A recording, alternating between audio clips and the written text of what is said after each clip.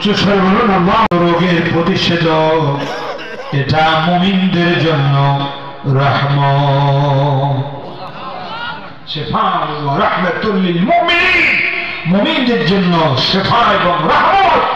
মুমিন যারা, তাদের আলোচনা বহু জায়গায় আল্লাহ পাক আলোচনা করেছেন। বিশেষ করে সূরা হুজুরাতের 15 নম্বর আয়াতের মধ্যে আল্লাহ পাক ইরশাদ করেছেন, ইন্নামাল মুমিনুনা আল্লাযীনা আমানু বিহি। আল্লাহু আকবার। নিশ্চয় মুমিন তারাই, ইন্নামাল মুমিনুনা, নিশ্চয় মুমিন তারাই, আল্লাযীনা আমানু বিল্লাহি ওয়া আল্লাহ এবং রাসূলের প্রতি চিনবেন। বেঈমান চেনার প্রথম পয়েন্ট হলো কাফির যারা, তাদের প্রথম যে পয়েন্ট আপনি চিনবেন সেটা হলো তারা হলো নবীদের দুশমন। কথা বল ঠিক কিনা? করার কারণে তারা কাফির বেঈমান হয়ে গেছে।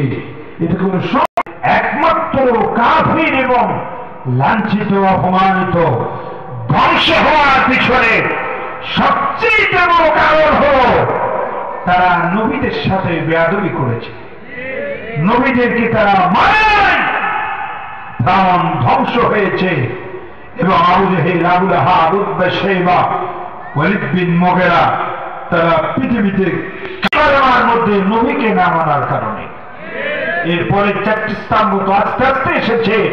সেই জন্য পৃথিবীতে কাফির মুমিনের মধ্যে সবচেয়ে বড় পার্থক্য হলো ইন্নামাল মুমিনুনা আল্লাযীনা আমানু বিল্লাহি ওয়া রাসূলিহি, যারা ঈমান আনে আল্লাহর প্রতি এবং রাসূলের প্রতি, এরাই হচ্ছে প্রকৃতপক্ষে মুমিন।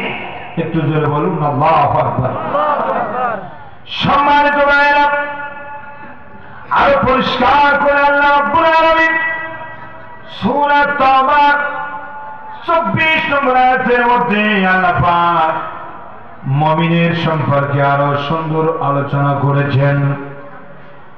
কুল ইন কানা আবাউকুম ওয়া আবনাউকুম ওয়া ইখওয়ানুকুম ওয়া আযওয়াজুকুম